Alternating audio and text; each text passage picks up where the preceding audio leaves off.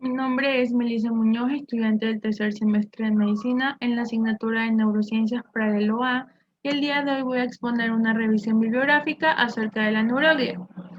Para poder realizar esta revisión bibliográfica se me hizo efectivo el uso de varios elementos. Primero encontramos los fundamentos.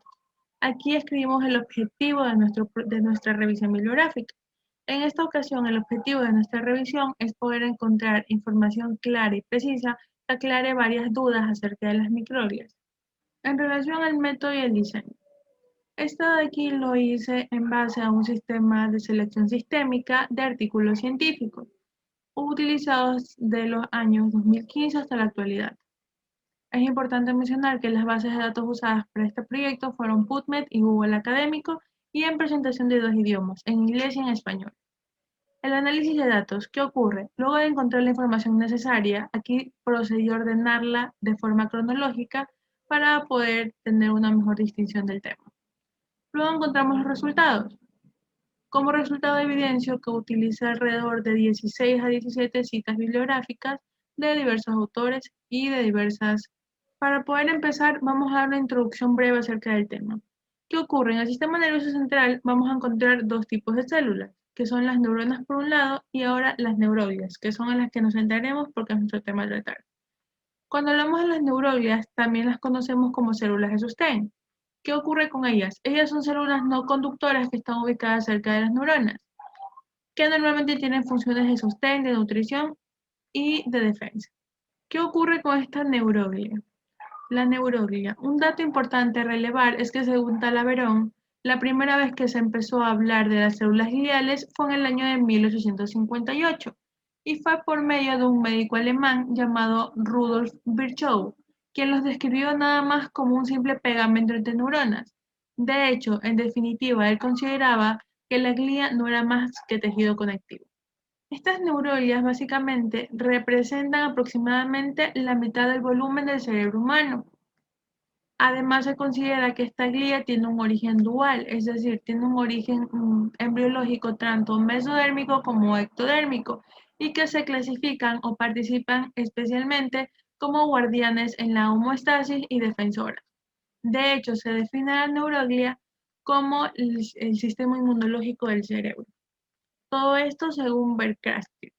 Ahora hablemos que según Del Carmen clasifica las neuroglias en dos tipos, en una glía central y en una glía periférica.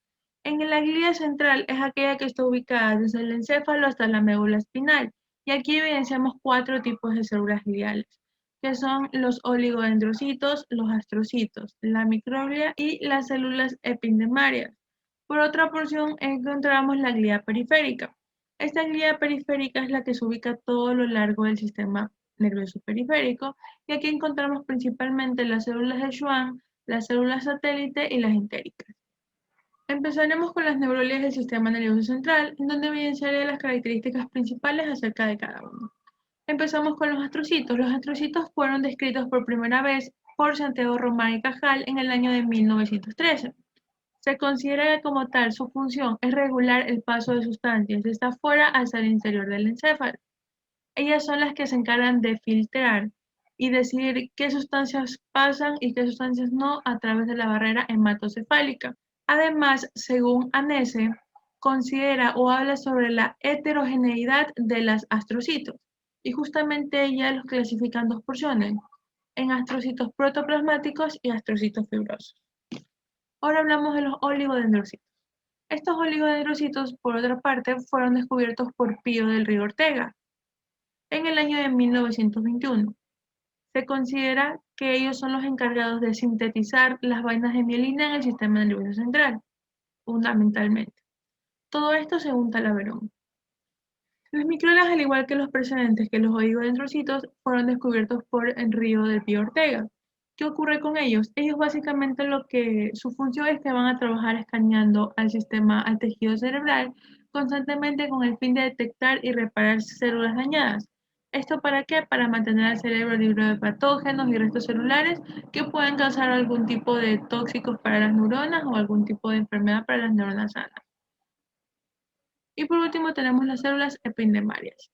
Estas células van a ser, su función principal es que hacen posible la creación de líquido cefalorraquídeo. Ahora hablaremos de las neuroglias del sistema nervioso periférico. Como anteriormente lo mencioné, encontramos tres. Empezamos con las células de Schwann.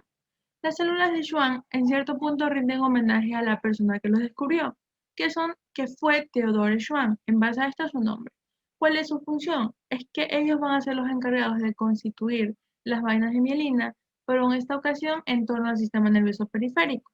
Ahora podemos hablar sobre las células satélites. Estas células satélites, según Costa, ellas son como las células equivalentes, el opuesto, el parecido en cierto punto a los astrocitos, pero del sistema nervioso central. Y además su función es que ellas son las que van a establecer un dolor no fisiológico y son un potencial importante para el desarrollo de nuevas terapias del dolor. Estas células entéricas, esta glía entérica, básicamente son una gran población de células gliales periféricas no mielinizantes que se derivan de los precursores de la cresta neural. ¿Cuál es su función? Ellas normalmente van a interactuar con diversos tipos de células no neuronales, pero de la pared intestinal, como por ejemplo las células epiteliales intestinales, las células enteroendocrinas e inmunitarias, que se van a estar convirtiendo en un regulador local para la evidencia o para diversas funciones intestinales. Ahora hablaremos de la evolución de la neuroglia. Se considera básicamente que a medida de que el sistema nervioso evoluciona de una forma sea difusa o sea concentrada, las neuronas siempre se mantienen unidas gracias a la aparición de las células o de las células gliales, es decir, las neuroglias. Encontramos algo importante y es que las primeras células gliales progenitoras aparecieron en gusanos planos derivados de las mesenquimales. Esto es muy importante mencionar, además que la mielina multicapa se produjo por la evolución convergente tanto de los oligodendrocitos en el sistema nervioso central como de las células de Schwann en el sistema nervioso periférico. Y que, por ejemplo, los seres humanos poseemos ciertas células gliales que no se ven en otros tipos de mamíferos. A mi consideración, esto es uno de los puntos más claves de mi investigación, porque como lo mencioné anteriormente en los cuadros, las neuroglias no solamente son el pegador o un pegamento nervioso, tienen un sinnúmero de funciones que en cierto punto son las que mantienen al sistema nervioso central y periférico activo, en movimiento y sin complicaciones.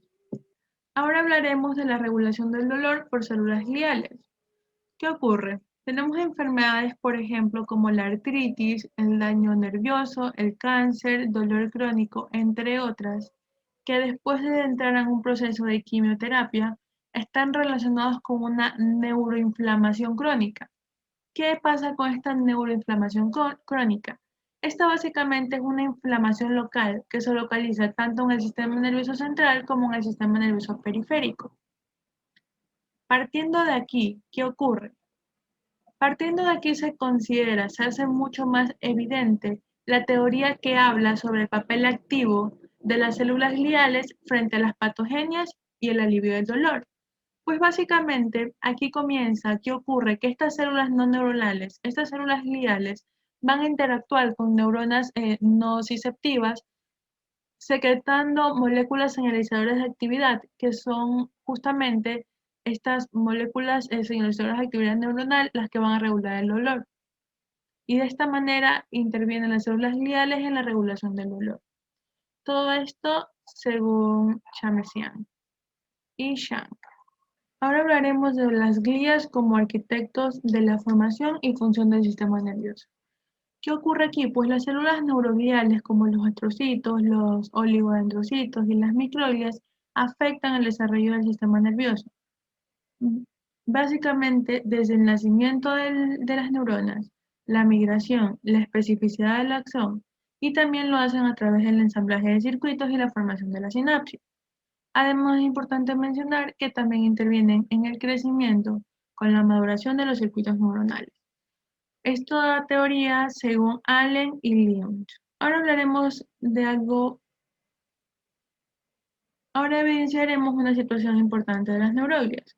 Es justamente la intervención de las neuroglias en diversas enfermedades y accidentes cerebrovasculares. Encontramos algunos tipos de enfermedades y de problemas en general que están relacionados con las microglias, como por ejemplo La intervención de la neuroglia y después el papel de la neuroglia dentro de las bases moleculares de la enfermedad del Alzheimer y la neurodegeneración. En segunda instancia, se puede considerar en cierto punto, en menor proporción, también la intervención de las neuroglias en la alteración del sueño en el trastorno bipolar. Un dato importante a mencionar también es la participación de los astrocitos propiamente dichos en el dolor crónico y la picazón. Además, también podemos evidenciar el papel o la intervención de las neuroglias post-patológico post-enfermedad, como por ejemplo la intervención de una neuroglia luego después de un accidente cerebrovascular isquémico. Esto de aquí según Gaspar Toro. Además, también evidenciamos el aceleramiento fagocítico glial en la enfermedad del Parkinson, esto según Temblay, Coxon y Siviero.